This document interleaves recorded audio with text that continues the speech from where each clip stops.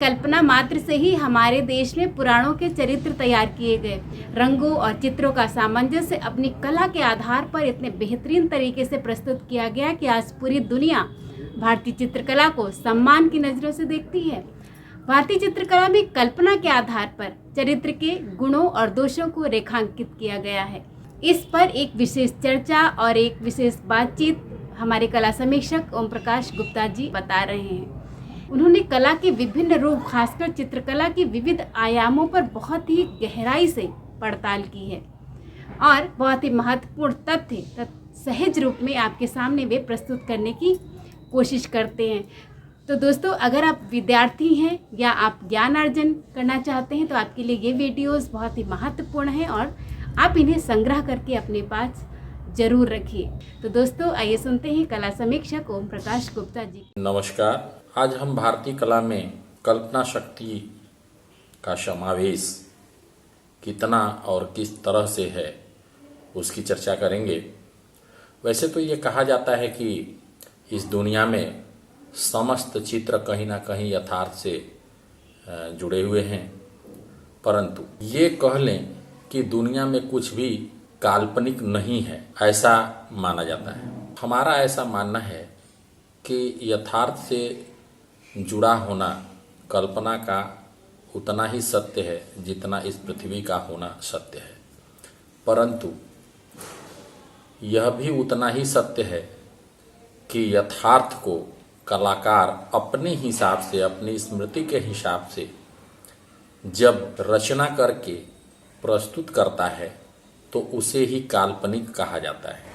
यथार्थ चित्रों को, यथार्थ स्मृति को जब वह तोड़ मड़ोड़ जोड़ कर प्रस्तुत करता है तो वह कल्पना कहलाता है। चित्र का दृश्य से उतना ही संबंध अच्छा होना आवश्यक है जितना कि तूलिका का रंग से संबंध होना आवश्यक है। हम देखेंगे कि हमारी भारतीय कला पौराणिक कला है और पौराणिक कला निश्चित रूप से काल्पनिक है। पुराणों के जो नायक हैं, पुराणों के जो विषय हैं, उसको प्रस्तुत करने के लिए निश्चित तौर पे कल्पना की आवश्यकता है। कल्पना का सहारा कलाकारों ने लिया है।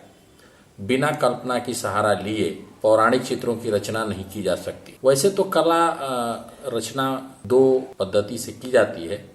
एक तो यथार्थ से चित्रों को देख करके सीधे अपने चित्रपटल पे उतार लेना, और दूसरा चित्रों को, दृश्यों को देख करके अपने मन की पटल पे उतारना और फिर उसको अपने हिसाब से चित्रपटल पर रचित करना, उतारना या चित्रित करना। चूँकि कलाकार का मानना है, विशेष रूप से भारतीय कलाकार का, कि यह जितना भी चित्र हमको दिखाई दे रहा है इसको हमको और सुंदर तरीके से दर्शक के सामने प्रस्तुत करने के लिए कहीं ना कहीं कल्पना की आवश्यकता है, कल्पना का सहारा लेना पड़ेगा। अब बात आती है कि किस तरह से। जैसे कि एक मिट्टी का लोंदा मान लिया जाए कि यह पूरा संसार जो दिख रहा है मुझे एक मिट्टी का लोंदा है, और उसको कलाकार अपने इच्छा अनुसार, अपने मन की कल्पना के अनुसार तोड़कर, मड़ोड़कर, जोड़कर जब प्रस्तुत करता है तो वह कल्पना कहलाता है। अब हम देखेंगे कि हमारे भारतीय कला में लगभग जितनी रचनाएं पाई गई हैं, भारतीय कला की जो विषय रहे हैं वो सीधे पुराणों से जुड़े रहे हैं, और पुराणों में जो विषय रहे हैं उनको चित्रित करना कल्पना के आधार पे ही संभव है, क्योंकि उनको हमने न देखा है न आपने देखा है। तो लोक परलोक के लोगों का चित्र बनाना बिना कल्पना के संभव नहीं है। जैसे कि दुर्गा, भोला, रावण, या कहा जाए यमराज, ये तमाम उदाहरण हमारे पास उपलब्ध हैं। अब हम देखेंगे कि हमारी भारतीय कला के अलावा जो यथार्थ चित्रण की परंपरा रही है वह हमारी भारतीय नहीं रही है, यह कहीं ना कहीं अंग्रेज़ों ने मेरे को थोपा है और हमारी भारतीय कला में यथार्थ से चित्रण करने की परंपरा अंग्रेज़ों के द्वारा जो है आया है।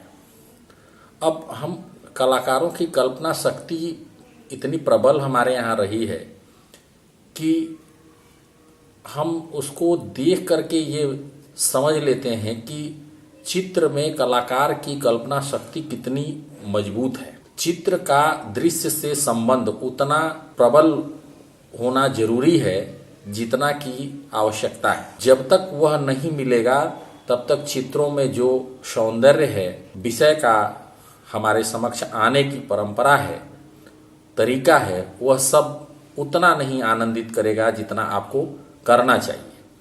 जैसे कि हम देखते हैं कि काव्य में कल्पना को श्रृंगार के रूप में लिया जाता है, उसी तरह से कला में भी कल्पना को चित्र को श्रृंगारित करने के लिए ही प्रयोग किया गया। कला में कल्पना वही कार्य करता है जो काव्य में कल्पना करता है। कला को हम देखें तो चित्रों में जिस तरह से कलाकार अपनी कल्पना के शक्ति पे चित्रों को सजाता है, उसके विषय को निकालने का प्रयास करता है, वो यह प्रयास करता है कि हम जो बना रहे हैं उसका आशय लोगों को समझ में आए, उसके लिए वह कल्पना का प्रयोग करता है। क्योंकि हम देखेंगे कि कली और फूल दोनों का प्रयोग एक साथ होता है, लेकिन कली का आशय कुछ और होता है और फूल का आशय कुछ और होता है, उसका अर्थ कुछ और निकलता है। फूल को हम कहीं प्रयोग करते हैं तो उस फूल का भी विषय अलग हो जाता है। जैसे कि किसी महिला को देख लें कि वो कभी रंगों के आधार पर साड़ी का प्रयोग जब होता है तो उसके अर्थ अलग अलग निकलते हैं, अलग अलग सौंदर्य की अनुभूति होती है। सफ़ेद साड़ी में कुछ और, पीले साड़ी में कुछ और, रेड कलर में और कुछ और, ग्रीन साड़ी में कुछ और। तो अलग अलग जो हमको आनंद मिलता है, अलग अलग जो हमारा विषय बनता है, अलग अलग जो हम दिखाने का प्रयास करते हैं, वो अलग अलग रंगों के माध्यम से ही हम अपनी कल्पना शक्ति का प्रयोग करते हुए प्रदर्शित करते हैं। अब हमारा भारतीय कलाकार सदैव से भौतिक जगत को मान्यता नहीं देता है।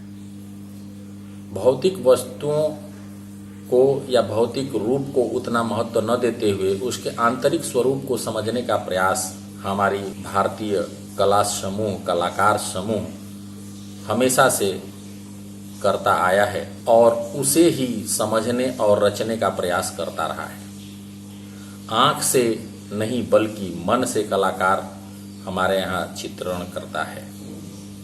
मन के आधार पे कल्पना शक्ति का ही उदय होता है, अवतरण होता है। कहा जाए कि जब भी कलाकार मन से कोई चित्र बनाएगा तो निश्चित तौर पे उसमें आकर्षण शक्ति बहुत ही प्रबल हो और मन से बनाने वाले चित्रों को यथार्थ से देखकर नहीं बनाया जा सकता, निश्चित तौर पे ही कल्पना के ही आधार पे बनाया जा सकता है। किसी भी वस्तु के आंतरिक स्वरूप को समझे बिना उत्तम चित्र की रचना करना संभव नहीं है। जिस तरह की हम देखते हैं कि एक नारियल को ले लिया जाए, ऊपर से कठोर काला लेकिन अंदर से उतना ही मुलायम, स्वादिष्ट और मीठा, तो इस तरह से कलाकार इस दुनिया को समझता है, विशेष रूप से भारतीय कलाकार। हमको उसके आंतरिक सौंदर्य को समझे बिना उसका चित्र बनाना संभव नहीं है।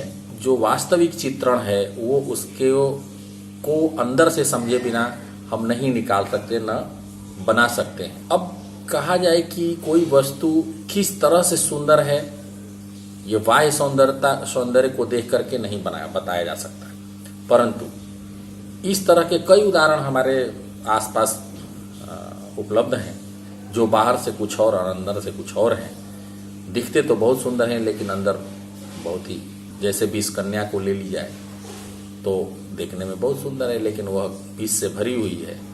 तो इस तरह की चीज़ें हमारे पुराणों में, कहानियों में और कहा जाए कि यथार्थ में भी कहीं ना कहीं पाया जाता है। अब वस्तु अपने आप में सुंदर होती है पर उचित सादृश्य के बिना सुंदर नहीं लगती है, और उचित सादृश्य अगर उसको मिल जाए, उसका दृश्य से सामंजस्य उसका अच्छा बन जाए तो उसमें चार चांद लग जाता है। अब इस तरह की रचना को कल्पना के आधार पर ही बनाया जा सकता है, बिना कल्पना के इसकी रचना करना, इसका सृजन करना संभव नहीं है। और यही कारण है कि भारतीय कला का सौंदर्य संसार के समस्त कलाओं से बिल्कुल अलग और उत्तम है, जिसका साक्षात उदाहरण हमारी अजंता के चित्र। आप उनको जब देखेंगे तो उनके रंगों का प्रभाव, उनके ड्राइंग का प्रभाव, उनके रिदम का प्रभाव, उनके लय का प्रभाव अद्वितीय है, जिसका संसार में कोई जवाब नहीं है। इसको पूरा संसार मानता है।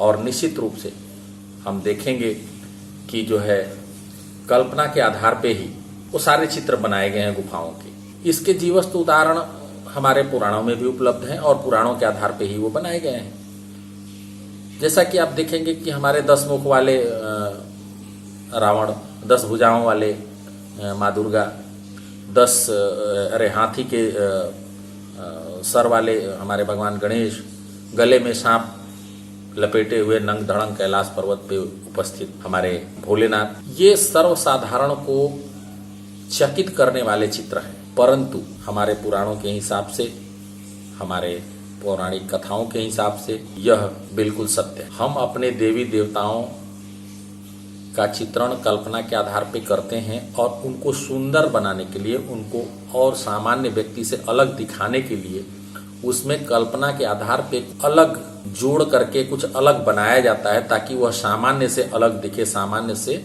उम्दा दिखे या सामान्य से कुछ विशेष दिखे। यह हमारी भारतीय कला परंपरा की अटूट प्रथा रही है।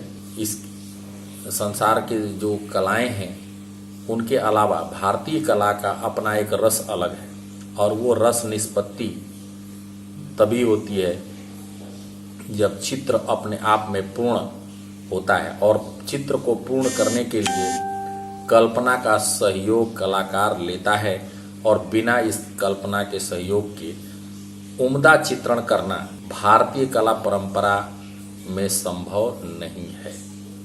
तो दोस्तों, ये तो थी कला समीक्षक ओम प्रकाश गुप्ता जी के द्वारा कला के विभिन्न आयामों पर बातचीत, और चित्रकला के विविध आयामों पर उन्होंने बहुत गहराई से जानकारी आपके सामने रखी है और इसको बहुत सहज रूप में प्रस्तुत किया है ताकि आप इसको समझ सकें। बने रहिए आईडीडी मीडिया के चैनल पर।